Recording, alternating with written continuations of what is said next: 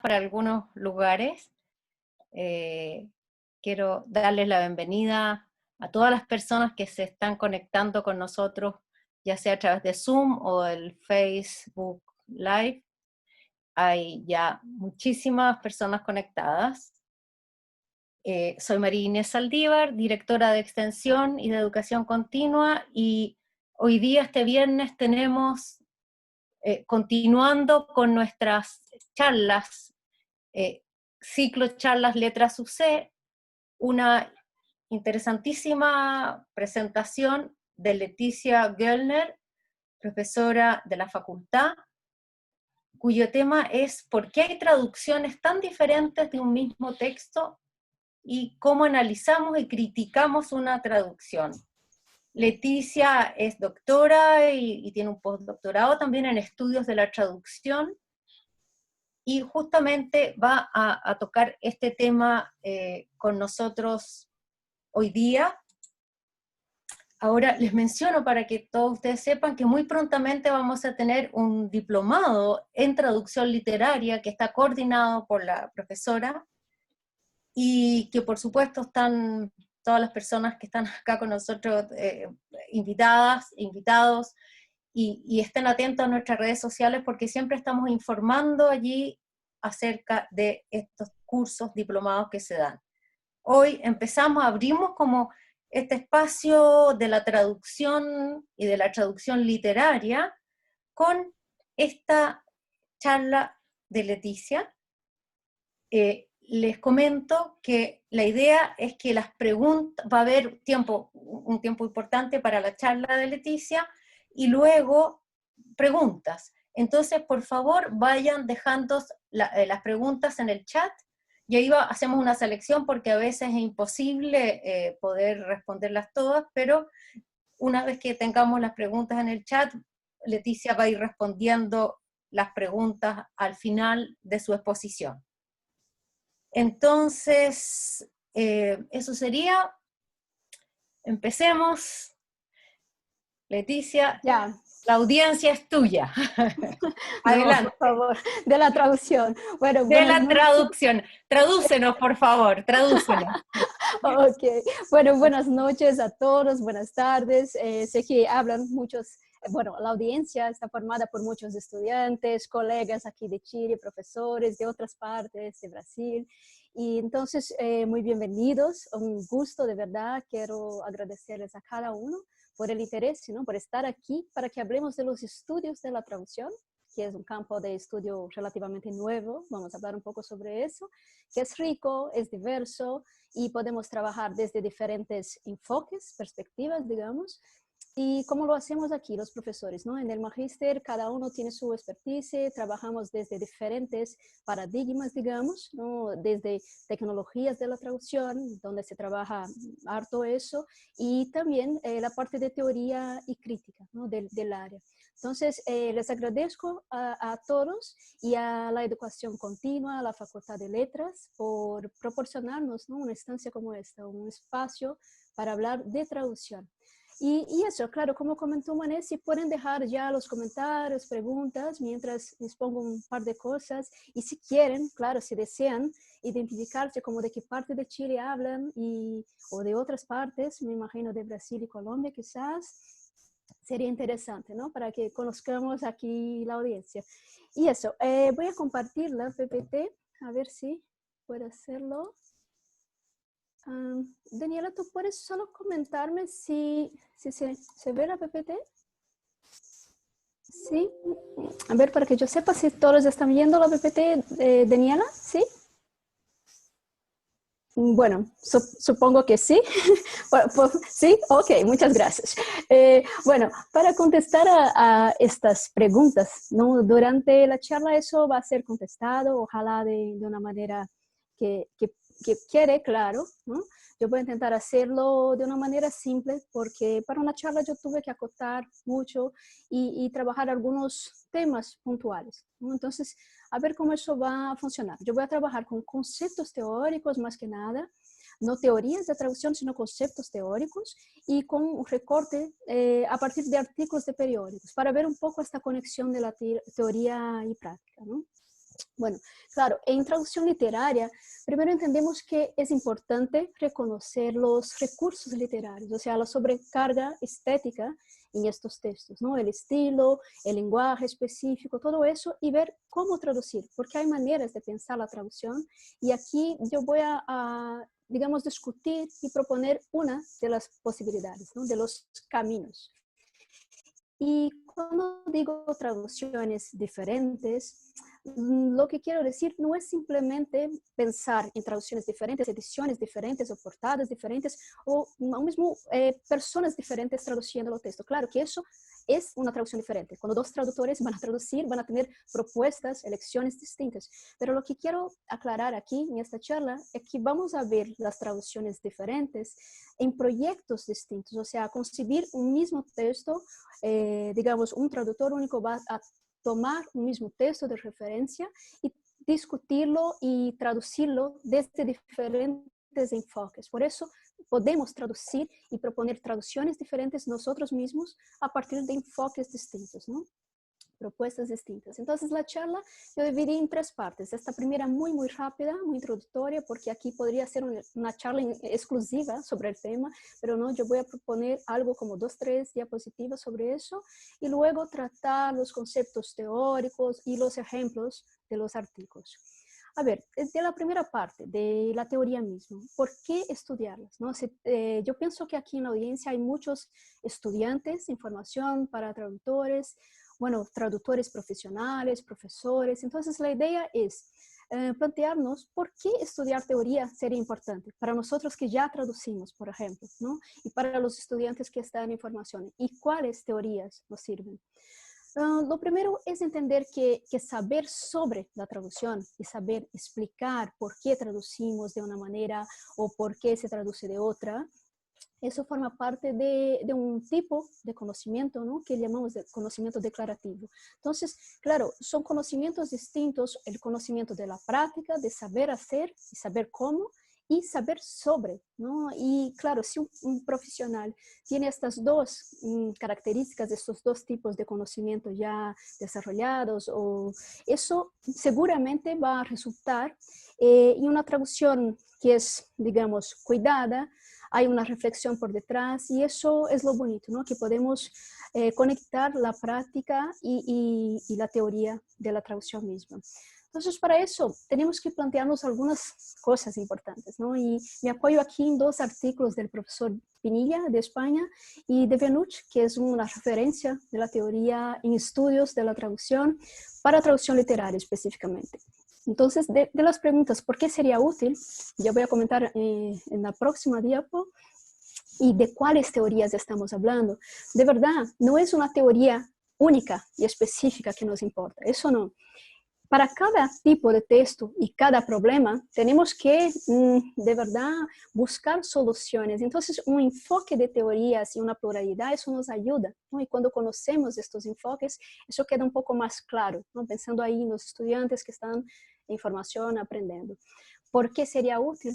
Podría estar media hora hablando sobre eso, pero yo concentré aquí algunas cosas que los artículos comentan, que, por ejemplo, para dotar a los estudiantes de un metalenguaje apropiado, o sea, conocer los conceptos, porque una traducción que es extranjerizante no es lo mismo que una técnica, por ejemplo, de préstamo. Entonces, este tipo de confusión se da justamente porque el estudiante no tiene tantas informaciones o nosotros mismos no podemos confundir conceptos. Entonces, esta idea de conocer el metalenguaje, bueno, la teoría puede proporcionarnos una cultura histórica, digamos, del área y genérica.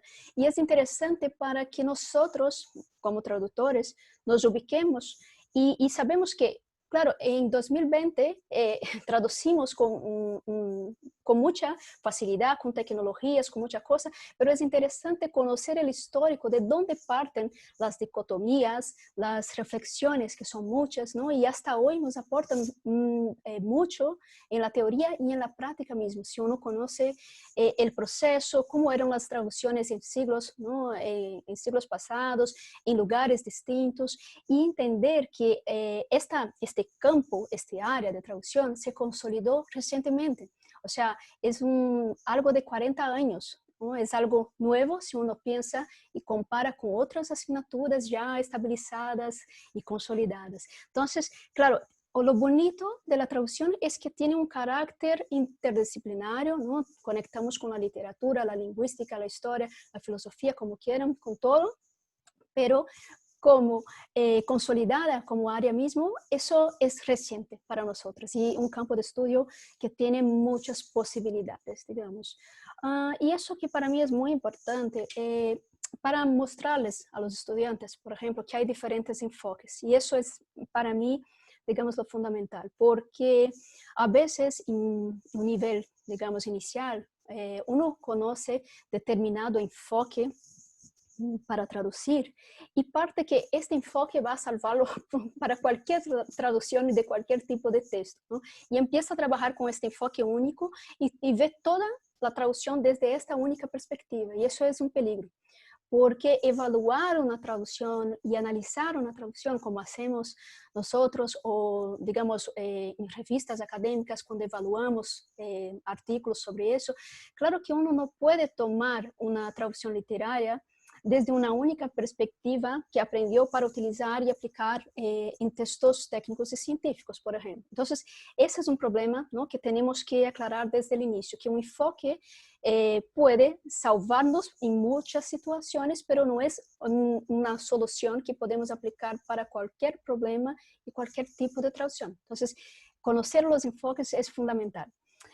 Y para mí lo que me importa de verdad, y es eso que intento trabajar con los chicos así desde el inicio, desde una clase de fundamentos, es que ellos tienen que desarrollar este pensamiento reflexivo y crítico de la traducción para poder hacer un análisis más fundado, porque en general en una primera clase es común escuchar de estudiantes que, bueno, esta traducción está buena o está mala, pero ¿por qué está buena y está mala? Y desde qué perspectiva uno analiza y habla, ¿no? Entonces, eso a veces están muy concentrados en algún aspecto lingüístico puntual de la traducción y por eso la traducción está mala, pero oye, hay cosas por detrás. Tenemos que pensar que hay enfoques distintos para tratar distintas traducciones. Entonces, esa es la idea, ¿no? Hacer con que desarrollen, y ahora el portuñol, eso es común para mí, desarrollar el pensamiento reflexivo. Esa es la idea. Entonces, tomemos, por ejemplo, un fragmento de la Biblia para pensar, evaluar, traducir. Un fragmento único que tomemos, podemos traducir este texto desde un enfoque funcionalista, pensar en el público de llegada, el porqué de esta traducción y para quién, pero podemos tomarlo también desde una perspectiva de un enfoque de textos literarios. Y es eso que voy a mostrarles aquí con un ejemplo ya específico que seleccioné para esta charla. Bueno, el enfoque feminista de la traducción de la Biblia también es una posibilidad. O sea, lo que quiero decir aquí es lo que comenté en el comienzo, que un traductor puede tomar el mismo texto y traducirlo desde diferentes enfoques. Esa es la idea, o sea, diferentes traducciones, ¿no? Entonces, ahí contesto la primera pregunta, ¿por qué hay traducciones tan diferentes del mismo texto? Simplemente porque se puede traducir desde enfoques muy distintos. Y claro, las estrategias serán distintas y el resultado muy distinto, ¿no? Claro. Entonces ahí ya contesto la primera. La segunda parte de la charla que trata de los conceptos teóricos. Yo voy a hablar de Bergman y Veluch, que son referencias en los estudios de la traducción, sobre todo para traducción de textos literarios, ¿no? Y voy a comentar cada caso. Pero antes quiero destacar aquí Paulo Henrique Brito, que es un traductor brasileño, profesor, o sea, un traductor profesional que ya traduce hace 40 años, es poeta también y académico. Entonces, él trabaja, para mí es una visión privilegiada porque trabaja con la teoría desde la perspectiva de un traductor práctico, o sea, profesional, ¿no? Aquí algunas obras autores que traduce, o sea, esta conexión para mí es bastante relevante, o sea, pensar la teoría y conectarla con la práctica, poder analizar, discutir, reflexionar, ¿no? A partir de este punto de vista. Y voy a citarlo harto aquí. Bueno, Bergman, que es un teórico francés, una referencia, voy a comentar brevemente algo que tiene que ver con ética de la traducción y las tendencias deformantes de Bergman.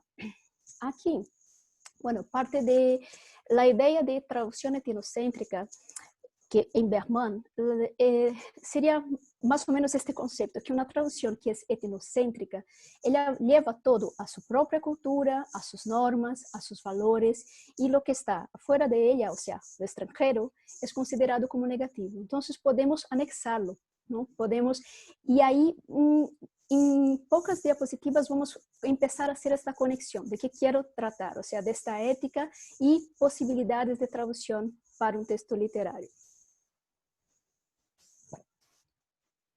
A ver, Bergman expone que toda traducción se deforma.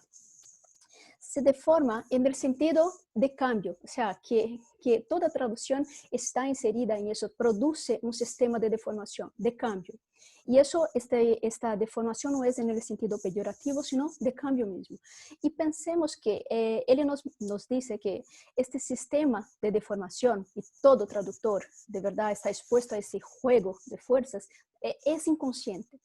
Si es inconsciente y sabemos que nosotros como traductores deformamos el texto en ese sentido, una vez que tengamos eso claro, sabemos, conocemos estas reflexiones, es posible, y eso dice él, de intentar neutralizar estas tendencias que tenemos nosotros a traducir. O sea, nuestros cambios cuando traducimos un texto, ¿qué tendencias serían esas? Vamos a ver ahora con ejemplos, pero la idea es que si es inconsciente y ahora tenemos alguna idea, podemos reflexionar a partir de eso, eso puede ayudarnos a intentar, digamos, neutralizar o por lo menos pensar en nuestras traducciones cuando estamos traduciendo o para analizar otras traducciones, ¿no? Entonces eso es interesante conocer. No es una guía práctica de leyes y eso, no, sino que es algo para mostrarnos cómo reflexionar, cómo pensar sobre la traducción. Y según él, si tenemos eso bastante claro y vamos a llevar a que la traducción sea más fiel, digamos, en algún sentido, esta palabra es peligrosa en traducción, pero eso nos permite expandir nuestras posibilidades en la lengua para la cual traducimos, si pensamos en traer el extranjero, ¿no? Y ahí comento algo de Brito, aquí, bueno, he traducido al español, que él menciona que en general el traductor no hace caso al argumento de Schleiermacher, el alemán, que voy a comentarles, que un idioma puede ser enriquecido con la importación de elementos extranjeros cuando traducimos. Entonces, ese sería un aporte del traductor, enriquecer nuestras lenguas cuando traemos una literatura extranjera, por ejemplo, en traducción. Esto sería un gran aporte del traductor. De las tendencias, yo voy a comentar solo 3, pero es posible que, no sé si eso quedó claro, que eso no es un conjunto de herramientas, sino un conjunto de tendencias que estamos expuestos nosotros y podemos reflexionar sobre estas tendencias, los cambios que hacemos en traducciones. Por ejemplo, la primera tendencia que menciona aquí sería la racionalización. ¿Y qué es eso? Es cuando el traductor recompone frases, reordena frases, hace cambios en la estructura sintáctica, por ejemplo, del original. Y una de las cosas que llama la atención es este elemento delicado, que es la puntuación. Y eso en una gran prosa, claro, aquí Bergman menciona que toda gran prosa tiene una estructura en arborescencia, o sea, hay frases largas, puntuaciones, digamos, idiosincráticas, como pensamos en Saramago, ya voy a mostrarles eso. Hay, no sé, una cascada de participios, etc. Entonces, si eso está en la prosa, en el texto fuente, tenemos que pensar que como traductores, si vamos a reordenar eso, vamos a estropear la prosa, de verdad es eso, o sea, vamos a reducir este texto del original de su arborescencia. Sería esta una tendencia y que si estamos atentos, podemos neutralizarlas si queremos, si el proyecto nos pide eso, ¿no? Y después voy a dejar claro qué es eso del proyecto. Un ejemplo clásico sería esa traducción de Borges, que es una traducción bellísima, creativa, y que Dr. Costa hace 20 años ya comentó, ya hizo un análisis sobre esta traducción especial, porque vemos todas las tendencias de Bergman y más otras tantas en las traducciones de Borges de este texto. Y Borges hace tantas tantos cambios, digamos, en este sentido, pensando en la tendencia de racionalización, que, por ejemplo, lo que son dos frases, Borges convierte en una frase y va haciendo cambios hasta el punto que elimina casi 2000 palabras en su traducción del texto fuente. O sea, si comparamos la traducción y el texto fuente. Y aquí vemos varias tendencias y podemos discutirlo. En general, para algunos grupos más pequeños, yo conseguí mostrarles como 6, 7 traducciones del mismo texto y ver qué está pasando, cuál era el proyecto traductor por detrás de cada traducción, ¿no? Algunas con muchas tendencias, otras menos evidentes, etc. Y claro, ensayo sobre ceguera de Saramago, eso comenté que hay un uso de una puntuación bastante especial, idiosincrática, ¿no? No hay, en este fragmento, por ejemplo, no hay ningún punto final de cierre. Y si un traductor va a traducirlo, intentar ordenar eso, organizar, que sería aquella tendencia de racionalización, seguro que va a estropear toda la prosa de Saramago con eso, ¿no? Ya deja de ser este Saramago que tenemos este ritmo para leer, esta prosa tiene un ritmo, ¿no? ya definido, y en traducción podemos como arruinar eso, cuando no estamos atentos a esta nuestra tendencia de reordenar el discurso, digamos, ¿no? Aquí muestro solo una traducción al español que está súper interesante, que él ha, digamos, mantenido tal cual lo que está en portugués, incluso no sé cómo pudo hacerlo con la misma cantidad de palabras. Creo que aquí hubo un intento de distorsionar un poco la lengua española para que eso quedase bastante Saramago. Y voy a explicarles un poco esta idea de distorsionar nuestras lenguas en traducción para mostrar el extranjero, ¿no? Otra tendencia sería la clarificación, o sea, eso es bastante simple de entender. Sería explicitar algo en la traducción que en el texto fuente no está claro, o sea, está indefinido en el texto fuente y nosotros como traductores vamos a definirlo, ¿no? Algo que se mueve con naturalidad en el texto fuente, en esta algo obscuro o ambiguo, y nosotros en la traducción vamos a desambiguar eso. Entonces esto sería una tendencia, esta sería. Ennoblecimiento sería otra, bastante fácil de entender, o sea, subir el registro, ¿no? Pensemos en una prosa donde encontramos un personaje con habla muy coloquial, etc. En la traducción hacemos con que eso suba el registro en uso del español o del portugués, en mi caso, en una norma dicha culta, ¿no? O sea, eso es cambiar, es elevar, y sería como hacer con que la traducción sea más bella, entre comillas, formalmente, que el texto fuente. Es otra tendencia que tenemos que estar atentos. Entonces, entendiendo un poco de estas tendencias, vamos a conectar un poco con lo que dice Venucci, que es el otro teórico de la traducción. Y aquí vamos a tratar de conceptos bastante interesantes, ¿no? Y claro, en 5 minutos es un poco difícil profundizar eso, pero entender qué es una extranjerización, una domesticación y la visibilidad del traductor. Y ya conectaremos con Bergman. Domesticación y extranjerización. Podemos entender eso como dos tácticas, dos maneras de concebir el texto, ¿no? O sea, dos estrategias en traducción literaria. Estos términos fueron cuñados por Venucci, pero la discusión es anterior, o sea, de Schleiermacher, del alemán, ya, y Goethe, o sea, ya discutían eso, y Schleiermacher, aquí viene la cosa interesante, Schleiermacher propone que las traducciones, o para él, las traducciones deberían ser o extranjerizantes o domesticadoras, que no hay nada en el camino, o uno va a hacer una traducción extranjerizante, que vamos a ver qué es, o domesticadora, pero eso no existe, es pura idealización, es imposible, ¿no? Sabemos, si uno traduce un párrafo, sabe que eso es imposible, ¿no?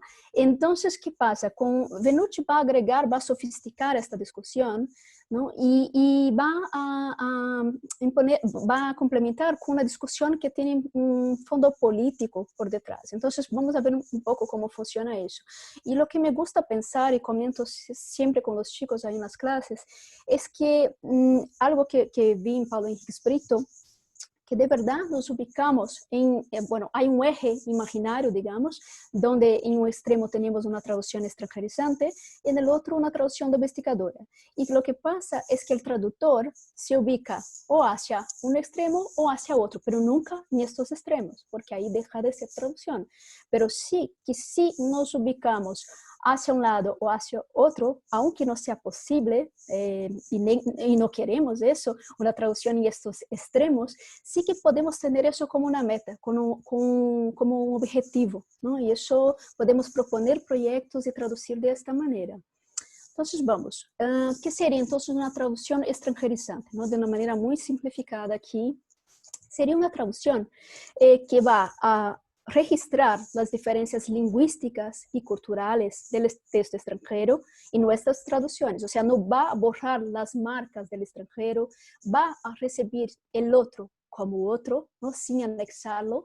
Ya la traducción domesticadora es fluida, es naturalizada, crea una ilusión del original y de una transparencia. Y ahí el traductor pasa a ser invisible, porque uno incluso se olvida que está ante una obra traducida. Es una traducción más facilitada, ¿no? Eso es una opción que tenemos cuando traducimos literatura. Y lo otro sería la traducción extranjerizante, que ahí sí el traductor se visibiliza a través de esta estrategia de mostrar el otro, ¿no? Es algo interesante de pensar. Entonces, así como Schleiermacher, Benucci también defiende una traducción extranjerizante para textos literarios, porque el lector es llevado hasta el universo del autor y no traer el autor hasta nosotros. Esta es la diferencia básica, ¿no? De una traducción que es extranjerizante y otra que es domesticadora. Entonces, claro, él lo hace por motivos políticos, que en estos momentos en Estados Unidos lo que dice es que es una protesta para resistir al predominio de estrategias domesticadoras en la cultura de lengua inglesa. O sea, tomar como ejemplo, traducir una obra brasileña o chilena al inglés en Estados Unidos, lo que se hacía era domesticar estos textos, o sea, llevar a la cultura de llegada. Y digamos que la cultura de partida se pierde un poco en este proceso. Entonces sería un poco como una protesta. Y para él domesticar sería algo que envuelve una reducción etnocéntrica del texto extranjero. Y ahí conectamos con aquella reducción extranjera, reducción etnocéntrica de Bergman, que comenté hace poco, ¿no? A ver, entonces aquí unos ejemplos interesantes que Paulo Henrique Brito comenta en un artículo.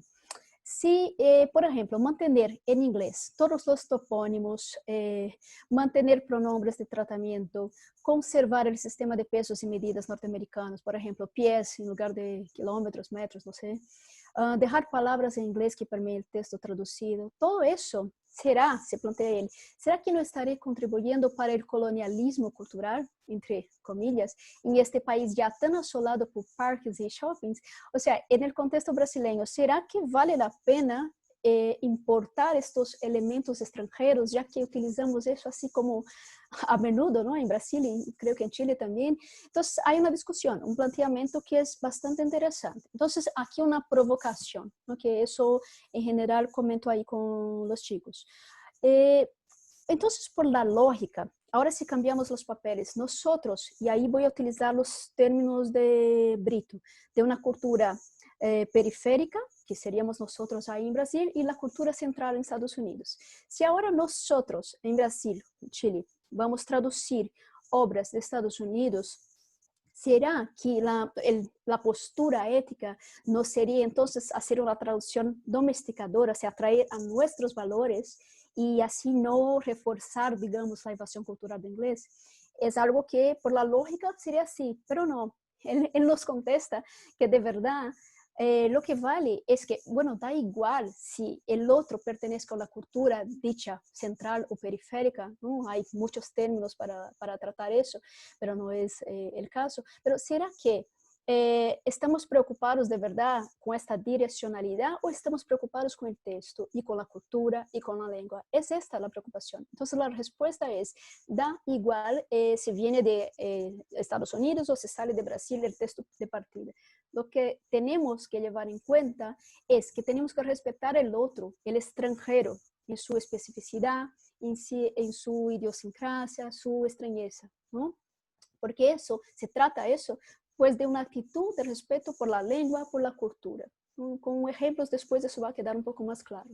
Y eso es un respeto tan profundo que a veces lleva a un traductor a pasar los límites de su lengua, y por eso es importante que todo traductor sepa muy bien manejar su propia lengua, ¿no? Entonces uno tiene una idea que, bueno, si yo quiero ser traductora del español o del inglés o lo que sea, yo tengo que saber muy bien la lengua de partida. Obvio, es obvio, no tenemos que conocer la lengua, pero tenemos que saber muchísimo más usar nuestras lenguas. Eso es importante, porque tenemos que trabajar con nuestras lenguas. Y aquí viene esta cuestión, o sea, a veces ultrapasamos los límites de nuestro propio idioma, distorsionándolo, pero de manera muy calculada, ¿no? Para poder traer el extranjero hasta nosotros. Entonces, eso, claro, con un objetivo de conservar eso, la caridad ajena, extraña del extranjero, y eso es lo que se llama el acto ético, ¿no? Que consiste en reconocer este otro, recibir el otro como otro, y no anexarlo, sería más o menos esta idea. Entonces, aquí con ejemplos muy, muy simples, muy básicos, pensemos un poco. Claro, si fuera una clase me encantaría escucharlos a todos aquí. Un ejemplo sería una traducción de un autor bielorruso. No sé cuántos aquí de la audiencia conocen la cultura bielorrusa y la escrita de este autor en específico, y los culturemas ahí que no tienen correspondencia en nuestras culturas. Yo conozco poco o nada de eso para pensar que al traducir este autor, no, bueno, a encontrar, yo me gustaría encontrar una traducción de este autor, de esta cultura específica, de una manera extranjerizante. Y ahí yo pongo aquí que lo que puedo esperar de una traducción extranjerizante es que me entreguen el extranjero como otro. Seguramente yo voy a tener una dificultad en la lectura en este tipo de traducción, desafíos para conocer lo que es extranjero y eso de estructura, etc. Voy a encontrar seguramente notas del traductor para explicar un contexto, digamos, de una batalla, de algo histórico, de la cultura bielorrusa que pasa por ahí en esta novela. Entonces eso es una traducción que yo entiendo como extranjerizante, con varios aspectos. Lo que no espero encontrar en una traducción extranjerizante, y aquí, claro, yo menciono un ejemplo puntual, pero yo voy a entender que eso pasa en toda la novela para que sea una traducción domesticadora. Pero entendemos que, por ejemplo, esta jarbata, este tipo de té, si encontramos una traducción que ya tiene un enfoque, un propósito, digamos, más domesticador, seguramente esta bebida, que es un té, puede ser traducida por un té genérico, ¿no? Un té, o podría ser incluso un té aquí de la zona de Chile, por ejemplo. Eso sería un modelo de traducción más pensado para la domesticación que extranjerización. Entonces, esta sería una opción. A mí me interesa el otro tipo de traducción, porque yo quiero conocer este extranjero. Entonces, si el personaje está tomando, no sé si una jarbata o un jarbata, no sé cuál es el género aquí, yo quiero entender que este jarbata, eso no va a ser borrado, ¿no? Yo voy a entender que es quizás una nota o alguna manera que yo pueda entender, y no traducirlo por té simplemente o por un té específico aquí que no tiene nada que ver con el té del bosque de la Bielorrusia, perdón. Entonces, otro ejemplo, este es muy básico, en general solo para pensar un poco, reflexionar. Si pensamos en el Día del Trabajo en Estados Unidos y Chile, Brasil, sabemos que las fechas no coinciden, ¿no? Y claro, tenemos una referencia aquí, un ejemplo hipotético, y el personaje se encuentra, ¿no?, en su oficina y se da cuenta que es un lunes. ¡Wow! Era un lunes, que septiembre ya había empezado, claro, era feriado, Día del Trabajo. Si yo me encuentro con una traducción así, claro que voy a cuestionarme, pero ¿cómo? Era feriado y era septiembre, el Día del Trabajo, no es mayo. Entonces, claro, yo estoy delante de una traducción que es extranjerizante y eso me agregó algo, ¿no? Algo que no conocía, ¿no? Del extranjero. Eso me parece importante.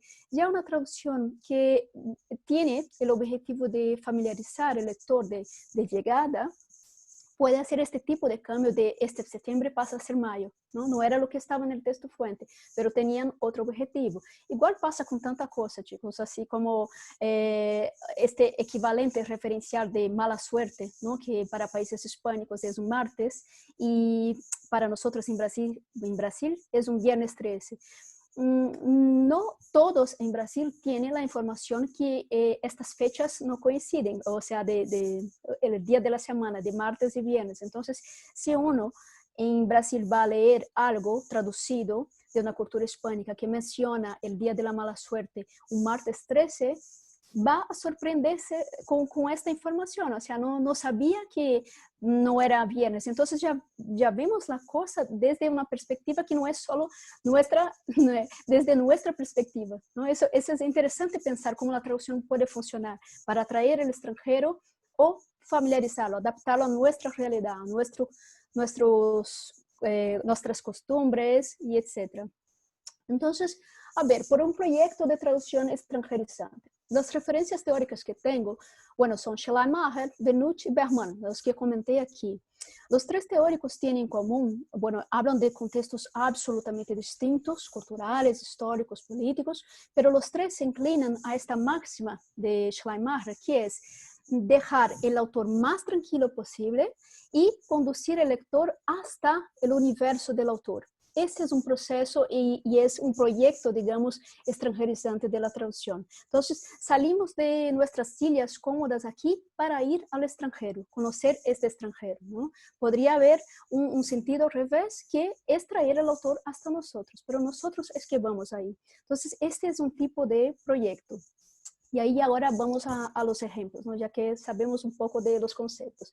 Por ejemplo, este proyecto que estoy coordinando yo para las embajadas de Colombia en Chile y en Brasil es de una traducción literaria de crónicas de 1920, ¿no? Y he invitado a los profesores, doctora Marta Pulido, Andrea y Julio, para trabajar en eso, y me parece muy rico y una oportunidad así de increíble, que no siempre eso pasa, de trabajar con traductores que son de la cultura de partida y de llegada, porque así, claro, las discusiones son muy ricas, porque podemos entender cuál es el contexto de partida, ¿no? Con alguien que es de la lengua española y de la cultura, y nosotros que somos de la cultura de llegada. Entonces, las discusiones suelen ser muy ricas en este sentido. Claro, hay procedimientos que ya establecemos ahí entre nosotros en este proyecto, que sí que va a ser una traducción extranjerizante. Hay muchas maneras de trabajar eso. Por ejemplo, esto de la manutención de la puntuación. Eso tiene que ver con la tendencia que comenté de la racionalización. Nuestra idea es mantener tal cual la puntuación, aunque eso pueda generar, digamos, un extrañamiento en el lector de llegada, o sea, en Brasil, ¿no? Otras cosas que vamos a trabajar, de verdad, la parte de no modernizar el lenguaje, palabras que ya no se usan en el español de 1920, ya no se usan ahora, vamos a traducir por palabras en portugués que tampoco se usan. Entonces, todo eso puede generar un extrañamiento en el lector, pero es nuestra intención. O sea, nuestra intención es llevar esta cultura colombiana para el Brasil, ¿no? Traducido al portugués. Bueno, podemos pensar en miles de tipos de proyectos. Claro que ahí no hace falta que sea una obra, una antología como estamos haciendo nosotros con las embajadas, sino proyectos más cortos, ¿no? O sea, la traducción de algunos poemas, de un ensayo, de la prosa. Eso hicimos con los traductores aquí, los alumnos del magíster. Hicimos juntos algunas traducciones para esta revista de Estados Unidos. Y claro, en estos momentos todos ya habían tenido clases de fundamentos, de teoría, ya habíamos discutido bastante, ¿no? varios conceptos de traducción. Entonces, eso es interesante pensar cómo podemos trabajar. Un tercer ejemplo de proyecto es otro proyecto que estoy coordinando aquí en la UC, de un concurso con el profesor Pablo y con Vicente Menares, que estamos haciendo una traducción pensada para ser extranjerizante, y es un texto de 1920 igual, y aquí hay una preocupación específica, y ahora las cosas empiezan a tener como ejemplos más claros. Estamos preocupados con varios recursos de estilo del texto, y el caso del diminutivo es algo que voy a comentar. Aquí es algo cultural. El uso de diminutivo en portugués de Brasil es algo bastante interesante y marcado y cultural. Y en la discusión, en la traducción al español, ya han surgido varias discusiones interesantes ahí con los chicos, porque tenemos que pensar si es algo cultural de Brasil, y aquí uso de referencia primero algo clásico, una obra clásica en la sociología en Brasil, de Sérgio Buarque de Holanda, quizás algunos no conozcan o conozcan como padre del Chico Buarque, el cantante. Él menciona algo interesante, que usamos el diminutivo con el deseo de establecer una intimidad entre nosotros mismos y entre nosotros y los objetos, por ejemplo. Entonces, él menciona que nuestra inclinación acentuada para el empleo de los diminutivos, eso en portugués de Brasil o de Portugal, tiene este carácter un poco de afecto, o sea, de dejar la cosa un poco más tierna, ¿no? Entonces usamos muchísimos diminutivos y ustedes van a ver cómo eso se refleja en la traducción. Porque además de ser algo cultural, bueno, creo que no tengo tiempo de explorar eso, solo voy a mencionar este artículo de la BBC, en esta serie Lost in Translation, que menciona un poco esto, que brasileiro ama falar no diminutivo. O sea, utilizamos diminutivo para nombres, Juninho, Ronaldinho, etc. Y también para tener este carácter tierno con los objetos, con la comida, con lo que sea, nombre de personas, topónimos, etc. Pero también hay el uso de diminutivo en portugués para con digamos, un tono más subversivo que comenta la BBC, que algo que es malo puede convertirse en algo bueno, algo que es bueno puede convertirse en algo malo. Depende del contexto. Este uso de diminutivo puede ser para menospreciar a alguien o a algo. ¿Y qué tiene que ver eso con lo que vamos a hacer en la traducción? Si es algo cultural, de la cultura de partida. Ya sabemos que es cultural. Nuestro proyecto quiere traer esta cultura, ¿no? Para Chile, para el español chileno. Queremos traer esto, no queremos borrar estas marcas, estas huellas del extranjero. Tenemos que pensar en eso como algo cultural, pero mucho más interesante es pensar que eso está en el texto mismo. Eso es del estilo del texto. En las primeras 20 páginas, por ejemplo, tenemos 150, más de 150 usos de diminutivo en la prosa. Y eso es mucha cosa. Y si pensamos que este es un recurso estético importante, tenemos que plantearnos este tipo de duda. Eso se ve reflejado en la traducción, de verdad. Y lo que pasó, claro, con traducción al español, de nombres de personajes, comidas, animales, topónimos, eso suele ser, digamos, tranquilo, no va a causar tanto problema, pero sí que vamos a traducirlos todos, ¿no? Porque queremos traer estos rasgos del extranjero y del texto mismo. Y algunas situaciones son interesantes de pensar. Claro, para cada animal hay un diminutivo, pero en una palabra como esta, de una hamaca que está colgada en el árbol, no usamos allí, en este contexto de la prosa, la palabra rede, que sería la hamaca, sino redinha. Entonces, yo comenté, pero chicos, ¿eso queda raro en español? Sí, raro. Entonces, vamos a mantenerlo, sí o sí. Otras situaciones, como arrumar direitinho. Eso queremos decir, en aquel contexto, pedirle a alguien que ordene algo o arregle algo, pero de una manera cariñosa, no es imponer. Entonces, todos esos diminutivos tienen un porqué de estar ahí en la prosa y tiene esta conexión cultural con nuestra lengua y nuestra cultura. Entonces, traerlo, digamos, todo en la traducción es una propuesta, ¿no? Y vamos a justificar, o sea, ¿por qué estamos haciendo eso? Vamos a distorsionar, y eso, claro, con los chicos que son nativos del español, vamos a poder distorsionar la lengua, ¿no? Y de una manera calculada, que va a causar una extrañeza. Pero tenemos ahí la posibilidad, que es algo bueno, como es una traducción académica, un libro que va a ser lanzado este año, tenemos la posibilidad de discutir eso en un ensayo, ¿no? ¿Por qué estamos haciendo este tipo de traducción? Bueno, ahora entro en los ejemplos. No sé cómo estoy de tiempo, ojalá tenga un tiempo. Los ejemplos de periódicos. Aquí yo no voy a trabajar con los periódicos especializados del área, porque sí hay dos periódicos que quiero mencionar, Cadernos de Traducción y Mutatis, que ustedes van a encontrar las investigaciones más recientes del área de traducción de todo tipo de interdisciplinaridad de la traducción, ¿no? En este Cadernos de Traducción, yo colaboro en este periódico desde 2012. Yo soy editora internacional ahora de esta revista. Entonces, aquí son periódicos especializados, pero para esta charla yo he seleccionado los periódicos no especializados que tratan la traducción y los conceptos teóricos, que eso es lo más rico, digamos.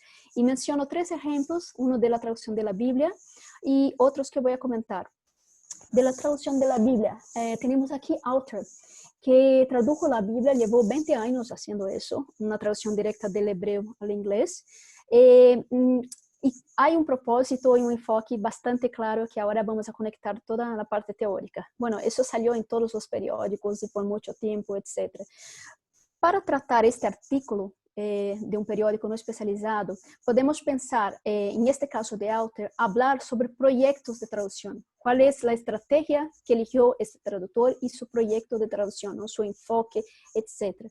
Es un profesor de literatura, traductor de la Biblia. Bueno, y aquí aclaro, yo no soy una estudiosa de la Biblia, ni traductora de la Biblia, ni mucho menos. Yo voy a comentar su enfoque, ¿no? ¿Cuál es su idea de la traducción? Él tiene claro un enfoque literario del texto bíblico. Quiere hacer una traducción con enfoque en la literatura que está ahí en el texto. Y propone un proyecto extranjerizante. Y ahora creo que vamos a aterrizar un poco los conceptos. ¿Cómo? Él va a recrear la estructura del hebreo en inglés. Para él, las versiones existentes de la Biblia hasta aquel momento, ¿no? Cuando se publica, no transmitían los patrones literarios. Y él está preocupado con eso, transmitir los patrones literarios del hebreo. Y eso obviamente va a resultar en una traducción bastante distinta de las traducciones tradicionales que conocemos. Bueno, aquí en el artículo se comenta muchas cosas de la analogía, paralelismo, su preocupación con la traducción literaria.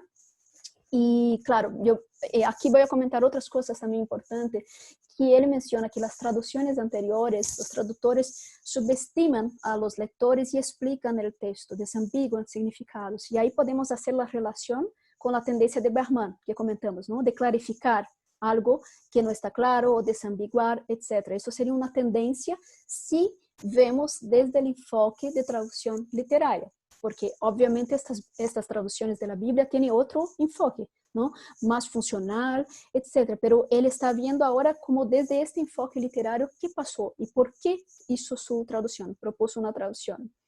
En el artículo de New York Times se comenta harto sobre Venuch, extranjerización, domesticación, o sea, todo lo que he comentado aquí, en teoría, eso está en este artículo, ¿no? Y si uno ya conoce los conceptos, eso queda más claro para pensar cómo es este proyecto, cómo Alter ha trabajado en este proyecto, ¿no? Que menciona que la extranjerización tiene que ver con eso de registrar las diferencias culturales y lingüísticas del texto de partida y que una domesticación, una traducción domesticada, fluida, familiarizada, digamos, va a hacer con que el traductor sea invisible. Entonces, todo eso se comenta también en un artículo como este, ¿no? Entonces, ¿cuál era el objetivo de Alter? Era proporcionar, digamos, un tipo de traducción en este proyecto que es extranjerizante, que busca rescatar, digamos, rastrear, rescatar las estructuras formales del texto fuente, y él menciona que algunas estructuras son visibles por primera vez en inglés, que no había sido antes, desde King James, por ejemplo. No, nadie había hecho eso, ¿no? Es lo que se menciona. Y aquí un ejemplo que traigo de Génesis, que el contexto están los hermanos Jacob y Esaú entra en la tienda de su hermano que está preparando una comida, ¿no? Y el contexto sería este, él está hambriento y va a apuntar a esta comida de una manera así inarticulada, oralmente, pero apuntar, gestual, etc. Ese es el contexto. Según Alter, la traducción literal sería como va a apuntar para la comida y apuntar rojo, y va a decir, déjame tragar algo de este rojo, dame este rojo. Sería algo así, literalmente. Y que las traducciones de King James, por ejemplo, va a cambiar este registro, digamos, y va a arreglar el texto de una manera más articulada. Y él comenta que hay un intento, entonces, en estas traducciones anteriores, de familiarizar el texto con los lectores ingleses, o sea, no causar ningún tipo de extrañamiento, ¿no? Y eso, entregar una traducción más fluida y más domesticada en ese caso. ¿Y cuál era el problema para él desde el punto de vista del enfoque de traducción literaria? Es que la crudeza inarticulada de Esaú se pierde en este tipo de traducción. Entonces él argumenta que extranjerizar un texto es preferible a domesticarlo, ¿no? En este caso específico de un enfoque de traducción literaria. Aquí comento brevemente un ejemplo que Ignacia, una alumna nuestra querida, me envió hace poquísimo tiempo sobre una traducción, bueno, respecto a una traducción al español de la Biblia.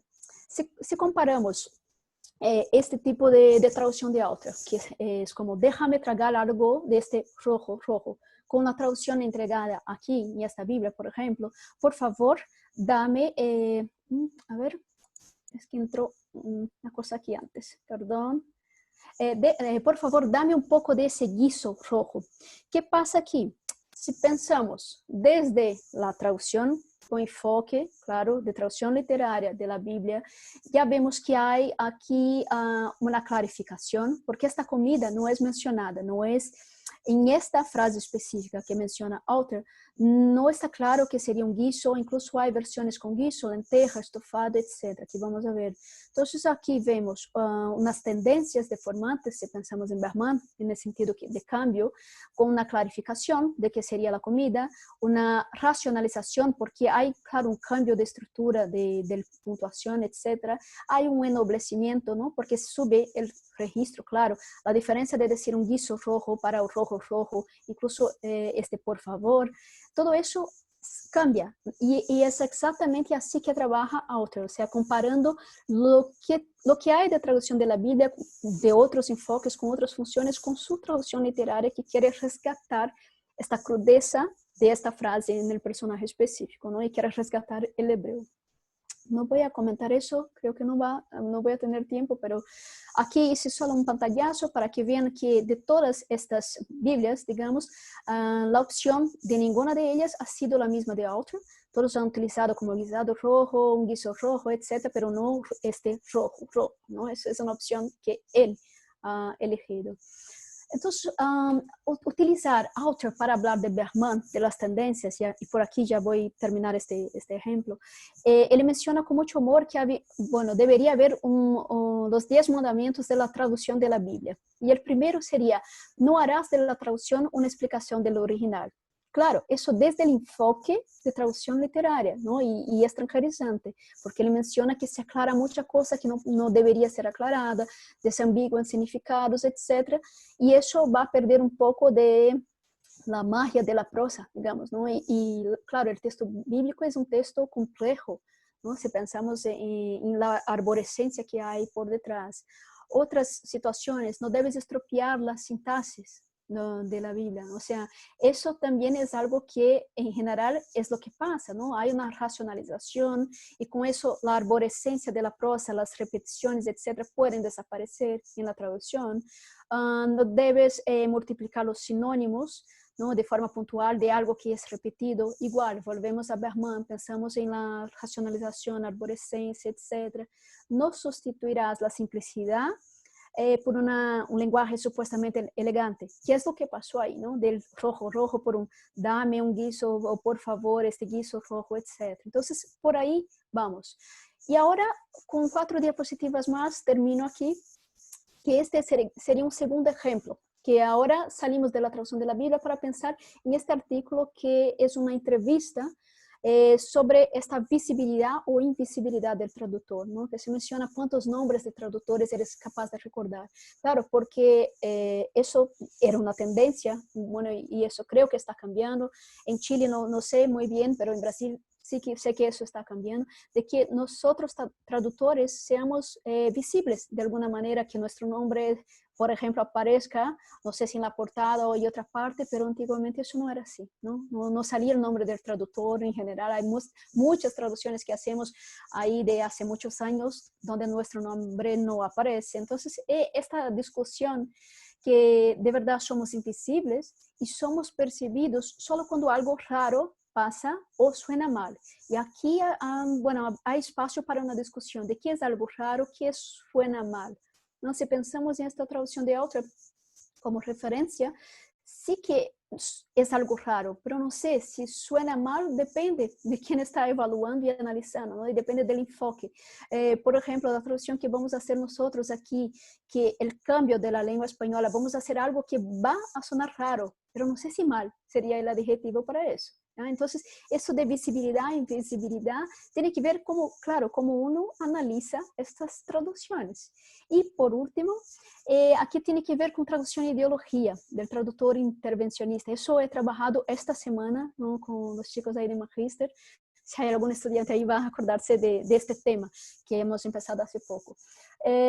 Aquí es un ejemplo de un autor canadiense que está procesando, bueno, en la justicia, la editorial que publicó su libro en Brasil, porque el traductor brasileño hizo intervenciones importantísimas en el texto. El contexto de la obra es durante la fase de impeachment de Dilma Rousseff, nuestra expresidenta. Entonces, en este contexto, lo que pasó es que el traductor hizo intervenciones en el texto mismo e incluso se justifica para el autor, que dice que el autor debería agradecerme, decirme muchas gracias por los tips, porque yo no sabía de eso. ¿Qué es eso? Es este contexto político. Cómo en esta obra los personajes son conservadores, etc. Eso el autor nos aclara, que la obra, aunque sea así con estos personajes conservadores, etc., la idea no era ser una obra política. Y lo que hizo el traductor fue cambiar muchas cosas. Por ejemplo, aquí donde Dilma saldría del poder, supuestamente por una denuncia, algo por una corrupción, el traductor lo cambia, que Dilma saldría del poder por ese impeachment por una invención de la media golpista brasileña. O sea que los periódicos brasileños habían creado esta invención para quitarla del poder y no por una corrupción. Esto es cambiar todo, ¿no? Es cambiar, además de cambiar el sentido, hay ahí una clarísima intervención ideológica por parte del traductor. Y eso hace 2 meses que fue publicado esta noticia.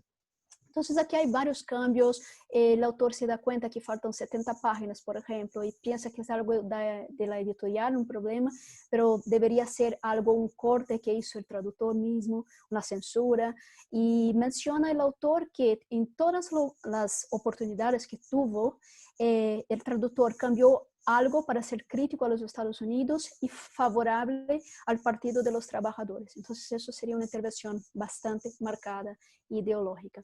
Y termino aquí, bueno, con una cita en portugués que me gusta mucho, que os escritores fazem as literaturas nacionais e os tradutores fazem a literatura universal. Sem os tradutores, nós, escritores, não seríamos nada. Estaríamos condenados a viver trancados em nossa língua. Então, isso para mim é muito interessante, é motivador, ¿no? O sea, pensar que, claro, nós levamos a tradução extranjera hacia nuestras culturas, ¿no? Sería eso. Y claro, agradezco muchísimo a la audiencia, a la Facultad de Letras, ¿no? Por permitirnos trabajar estas visiones de la traducción desde, de verdad, así de muchas maneras, ¿no? En los estudios de la traducción amplio como es, desde estos diferentes modos y diferentes perspectivas, desde tecnologías de la traducción y teorías y críticas. Entonces podemos trabajar eso y les agradezco mucho. Dejo de compartir ahora. A ver, no sé si creo que en el tiempo estaba bien, ¿no, María? Intenté correr un poco. Sí, estamos. Muchísimas gracias. Ha sido una espléndida charla.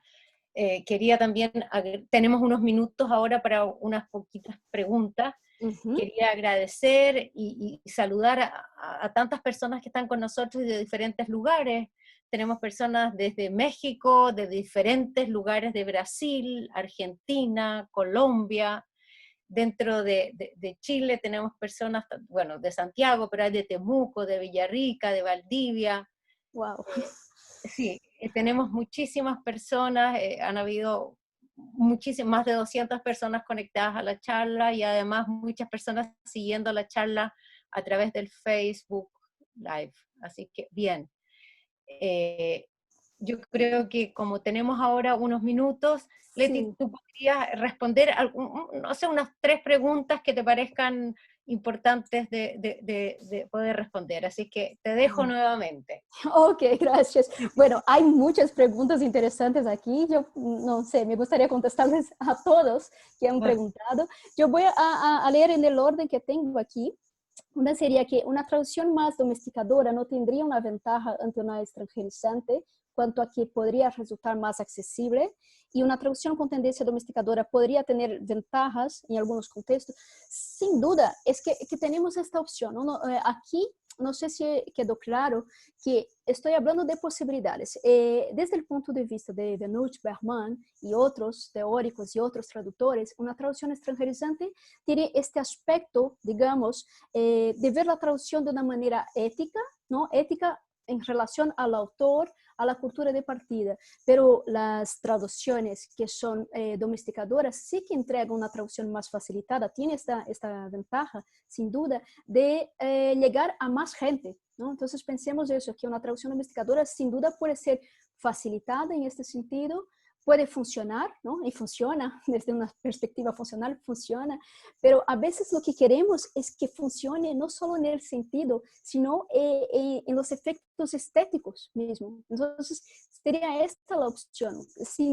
Entonces, la respuesta sí, que una traducción domesticadora tiene sus ventajas, sin duda, si pensamos en eso, que llega más gente, puede entretener más incluso, ¿no? Pero ahí tenemos que ver cuál es nuestro objetivo con este tipo de traducción.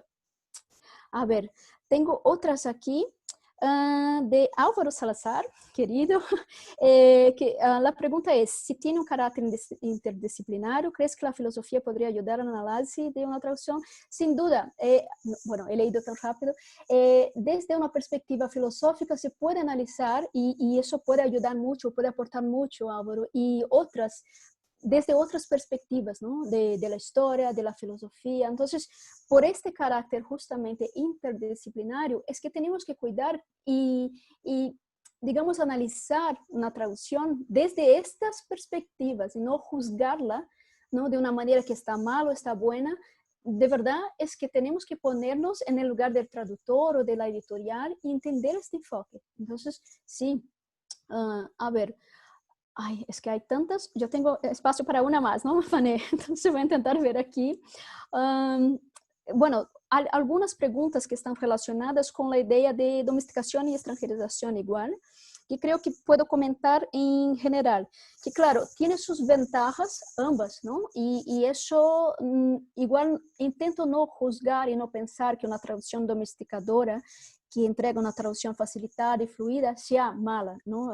Viendo aquí por las preguntas en general, sino que es una posibilidad, es una perspectiva dentro del enfoque de traducción literaria. Pero lo que estaría mal, y eso para un traductor de información es lo que leí aquí, es entender que esta es la única salida, o sea, traducir un texto desde un enfoque único, ¿no? Desde el punto de vista funcional, que tiene que funcionar y que, por ejemplo, como leí aquí, tiene que ser vendido, va a ser más vendido seguro. Hay editoriales que van a preferir traducciones más funcionales en el sentido de sentido mismo, y otras que van a aceptar esta propuesta, que es más extranjerizante, que puede dificultar un poco, bueno, incluso sale un poco más caro, ¿no? Porque tenemos que poner para textos ahí, notas, etcétera, pero son opciones. Entonces, decir que está mala, yo prefiero las extranjerizantes en general, ¿no? Para conocer un poco más del otro, por los ejemplos que les enseñé aquí. Pero eso es una opción, sin duda. Eso, entonces creo que esa, yo compacté algunas aquí, ¿vale? Sería eso. bien.